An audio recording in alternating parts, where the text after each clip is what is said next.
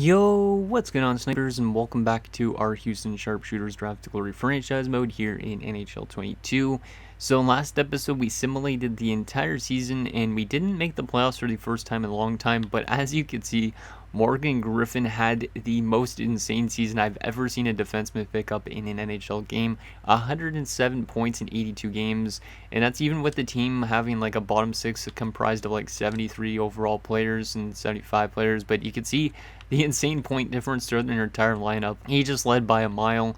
Really excited to see what he could do next season as well, because obviously this team is probably going to be taking a little bit of a hit this offseason depending on our salary cap situation. But right now I am so glad that I signed Griffin to an 8-year deal, because just he's had an insane career, improving by 20 points every season of his career so far, and he's already got 2 Norris trophies, and he's only 25. I just really wish that we'd be able to see his entire career play out, but I'm very excited to see what he could do next season. He should still do pretty good as long as we have some decent talent in our NHL lineup.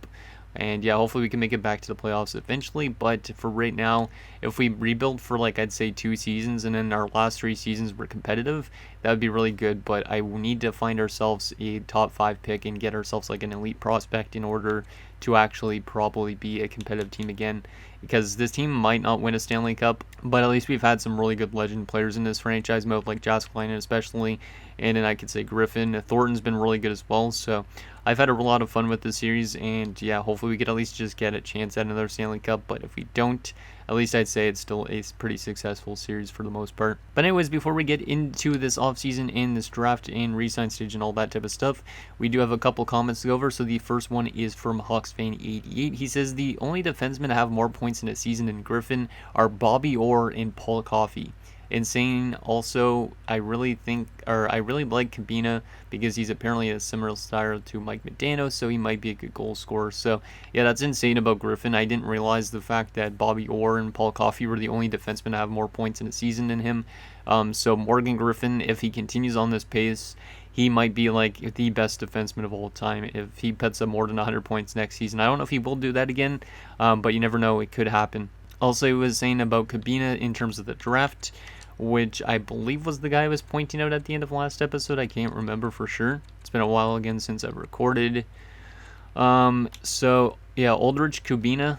He looks like he could be a good player, but I can't really tell. He's 2 years out, so he could have a really high overall, which would be great. If he's elite potential as well, that'd be awesome. The scouts potentially have him ranked at 9, but I doubt he's going to be that high. But yeah, still should be a pretty solid prospect to get for this team. And yeah, hopefully he can get into our lineup before the end of this franchise mode. And the last and final comment is from Saturn Otaku, who says Connor Sanderson is from Romania. So this guy he's talking about is from Romania, because I didn't mention which flag this was because I didn't know the flag. But yeah, this guy is from Romania, so there's not a lot of Romanians, which is interesting. 2 years out, so if for some reason Kubina is gone, we could always take him if we really want to, just to fill out that defensive core. But I think we need more forwards than anything. He also says, and I draft Cabina as well, so it looks like we are definitely going to go for Cabina if we have the chance to. Also, Saturn Otaku says, as far as re-signing, obviously it'd be ideal to bring everybody back. Should that not be possible, I might favor Burns over Thornton because of age, though he might not be the greatest fit on the wing, which is true. So yeah, I might favor Burns over him, just because once Jääskeläinen retires, we're going to have like no center depth whatsoever. So we might want to favor Burns over Thornton, but the only thing is, like he was saying, as we might not have as good of a scoring forward next to Jääskeläinen, because Burns might not fit that well in the top line. Like, Burns is a phenomenal two-way forward. He's 30 years of age, as you can see. He's definitely going to be more expensive, I'd say, than Gene Thornton. But Thornton has been one of our best goal scorers. He actually has been our best goal scorer. 600 goals this career so far. Probably has, like, I'd say, a good 1 year left of his career, maybe, because he is dipping. But maybe he has a couple of years left, I don't know. But yeah, we have some big offseason suggestions like Thornton, Burns, Jääskeläinen all up. I know Jääskeläinen is definitely the first and foremost player that needs to be re-signed regardless of who we lose. And then all the RFAs are probably just going to end up qualified, even though, Alien Pete mentioned a couple episodes ago that we should try and give them what they want, so that way they aren't all asking for like over $1 million and whatnot. But I might still disqualify them all anyways, just to try and keep our cap space as fluent as possible. But Yeah, I'm really excited to see what this team could do next season, just because I'm very excited to see what Griffin could do, especially.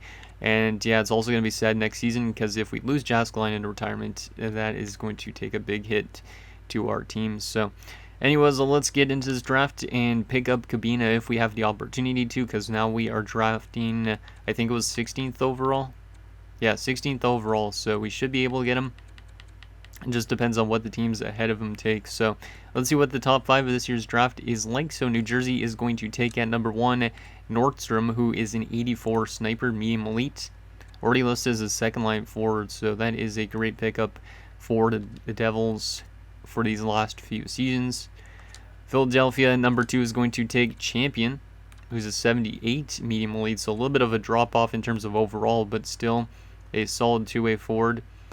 And also, since he has the name Champion, maybe he will bring a championship to Philadelphia at some point. But hopefully it's after the 5 years, you know. LA is going to take Clefbaum, who's a 75 medium elite. So this draft actually might be very low quality in terms of overall, because I don't think I've ever seen a 75 go 3rd overall in terms of elite prospects.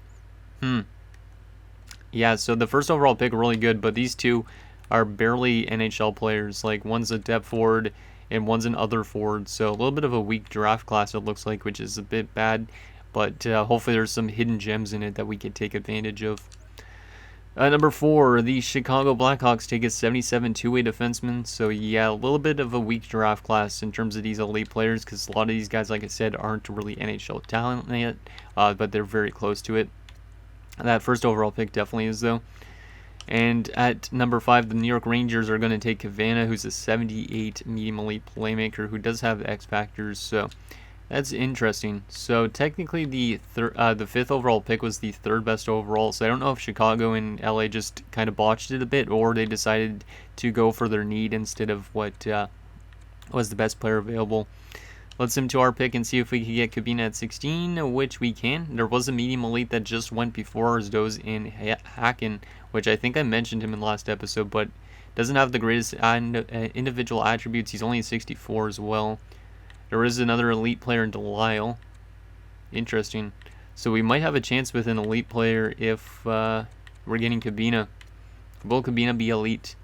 With the 2 years away, I would hope so, but no guarantees he is. But yeah, the fact that he's like Mike Bordello and the fact that he has potentially good shooting and stuff like that, good skating, this guy should be pretty solid. And he's got leadership ability too, so we could say this guy is a future captain after Jaskalainen and stuff like that way down the road when we're not even playing this franchise mode anymore. So Olderich Cabina, welcome aboard to the Houston Sharpshooters. Let's see how good you are. You're a 70 overall top 6. I was hoping for an elite player with the 2-year ETA, but 70 overall at 18 is not bad, especially considering we could throw him right to the AHL and hope that he grows. He's got good shooting categories, like Hawksfan was mentioning too, so does also have magnetic, so he does have good pass reception and puck pickup. Interesting. But yeah, he looks like he could be definitely an NHL player if he grows, so I think I'm going to already sign him probably to his ELC in this offseason.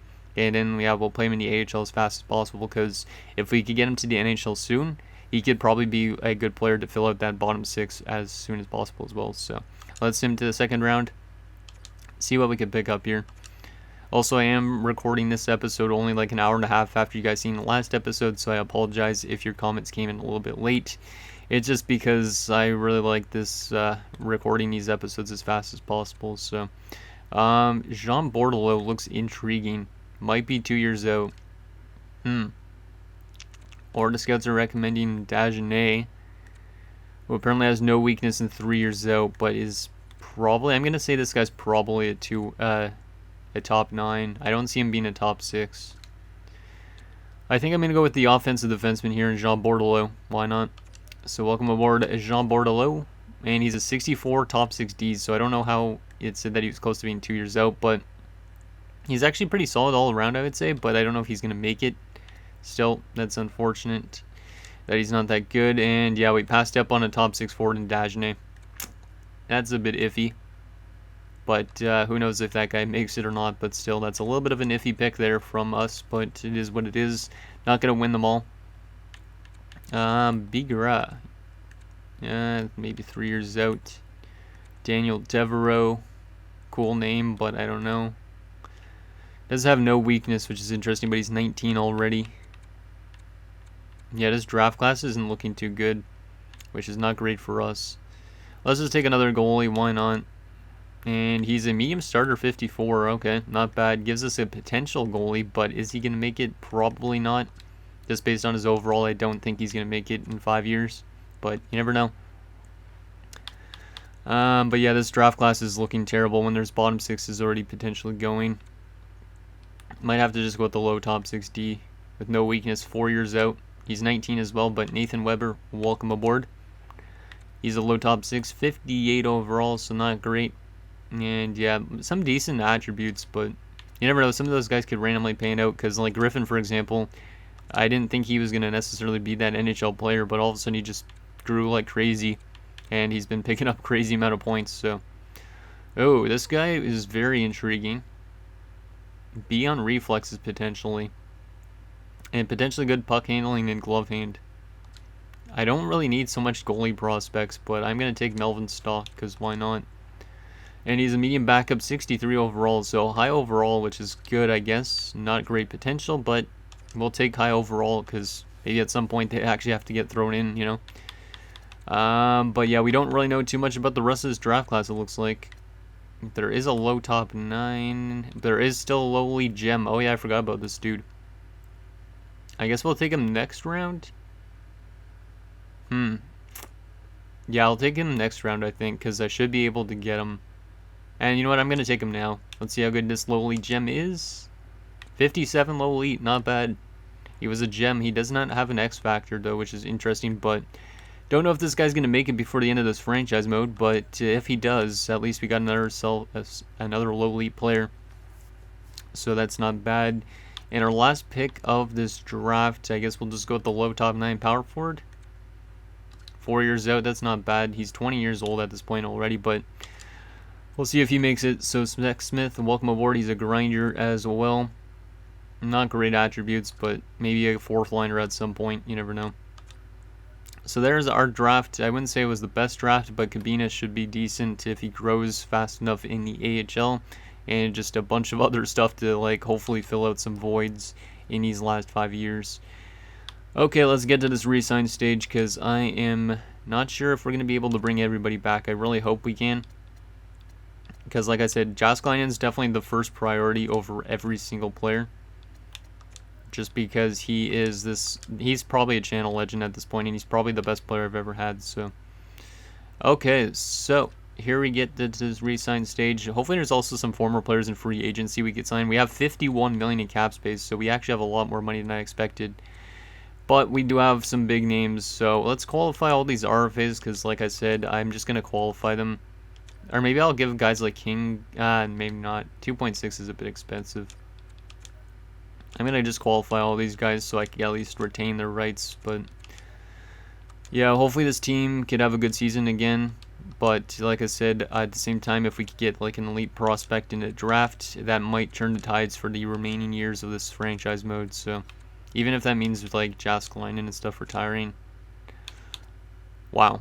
Okay, if you go up to 8 years, he wants 8.8. So it looks like he's going to progressively get better. Yeah, I'll just qualify him for now. I don't want to lose goalie though. Okay, so those guys are all qualified. So now we get to the big names. Raimo, 1 year at 10.6. You got it. Hopefully you accept that. Let's go to the bottom of this list and see what these guys want down here. But Tonley will sign you since you're 70. I'll also sign Zigo Manus. Also sign Semin. Whoa. Actually, maybe not 7. I don't know. Do we want to sign 7 again? I think I'm going to let go, though, for sure, of some of these prospects because some of them won't pan out. This guy's got top 9 potential, so I will sign him because I do need to fill out that AHL squad a little bit more with prospects, so at least we have some decent players down there. Park, do I want to bring him back? It's not bad of an asking price. I'm going to wait for now. I am going to sign this medium elite goalie prospect. Hope that he pans out. And let's go to unsigned and also sign ourselves Oldrich Kubina. Get him into the AHL right away. And the rest of these guys are going to sit there for another year. Yep. Okay, so what does Gene Thornton want? 10 million only for 1 year as well, so I might be able to afford everybody potentially. Umberger only wants 1.3, so we'll just give him that because that's really cheap. Radulov 1.5. I might be willing to give some of those guys those type of contracts. I might have to write down some names though. Let's just get Seven back if he wants a two-way, which he does not. I'm going to just try and give him a max two-way deal and see if he'll accept it, though, because maybe he will. So I could give him up to that. Let's see if he'll accept that.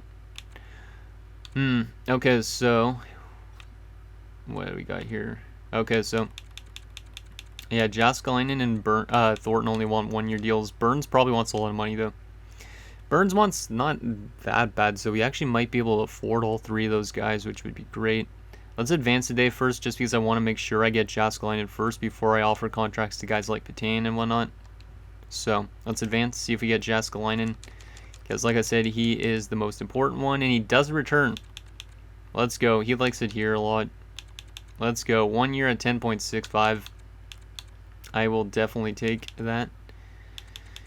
We still have 39 million in cap space. Let's get Thornton back before Burns, maybe, or not. I need Petain back as well, kind of. So let's try and get Petain back on a 1 year deal, 4.4. And then, yeah, we'll get Thornton back and try and get Burns on a 1 year deal as well. Because once one of these guys retire, at least we'll free up cap space.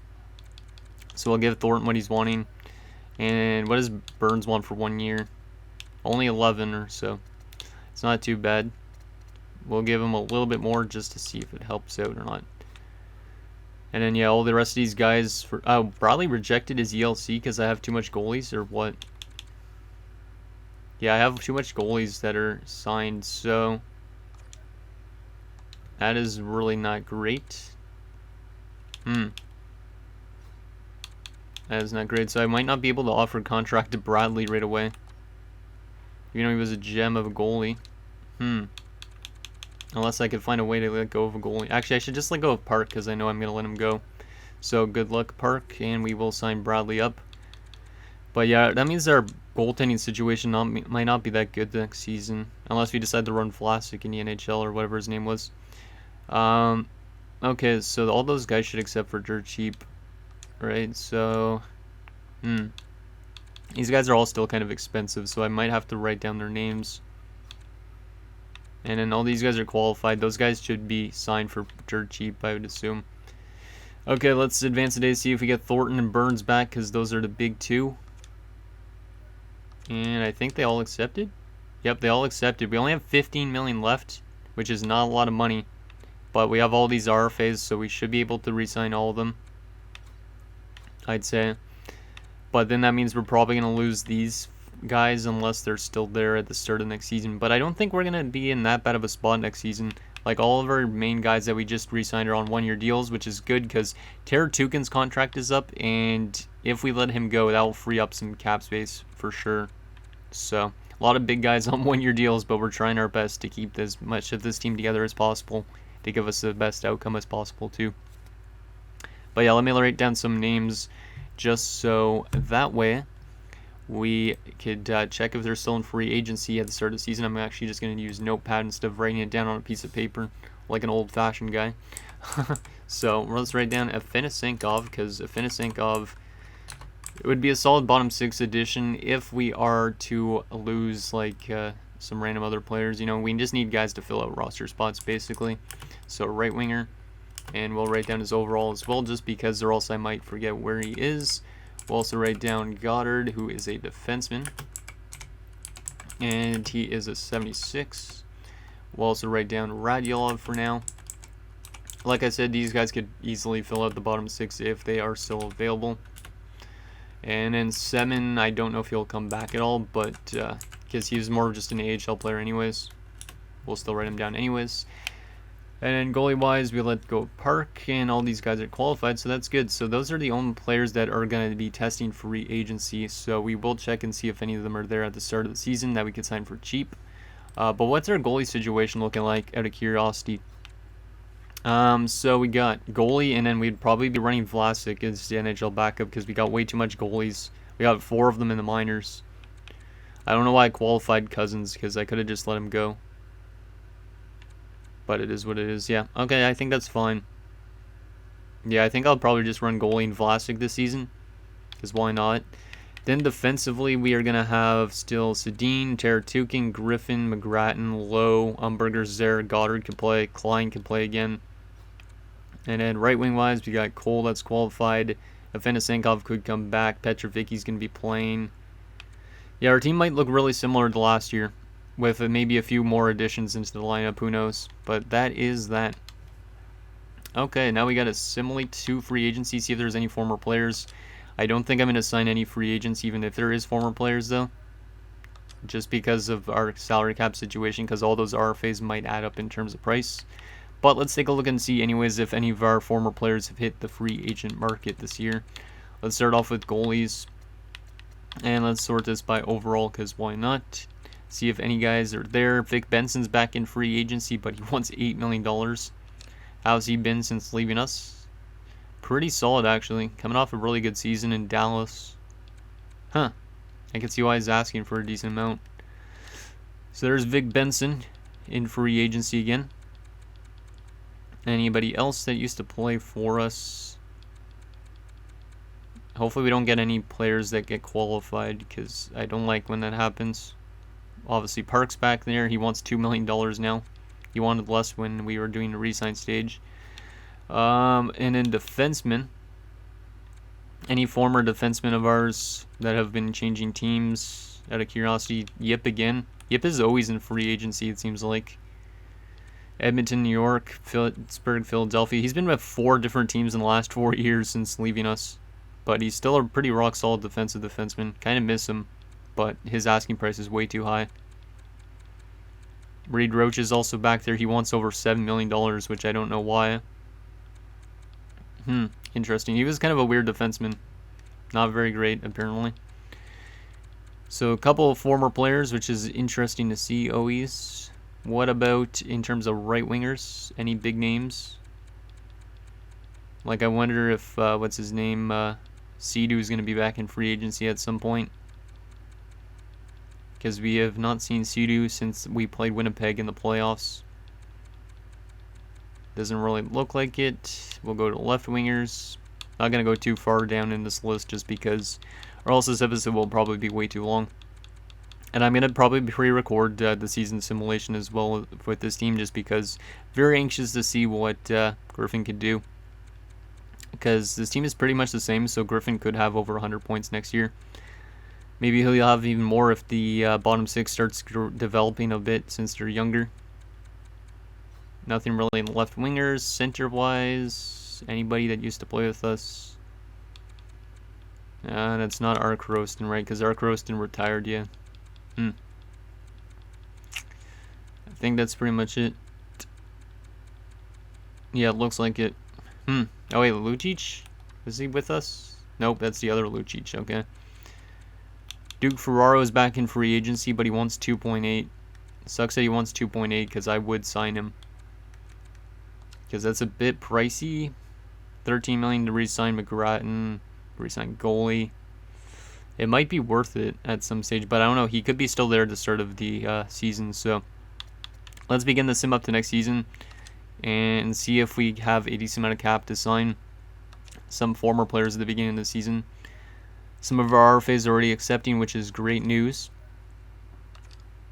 And let's see. Warden accepts, Vitali, Klein. We're just waiting on probably the big NHL ones. Joel King already accepts, which is great because he's like 79 now. Richmond accepts. Okay, so Daryl Goalie needs still a contract. Brock Cole accepts, which is great. That's another one of the top prospects that we have for RFAs. We just got McGrattan and Petrangelo. 3.8. What does Petrangelo want? Petrangelo wants 2.6 because he had a really good solid season for 73.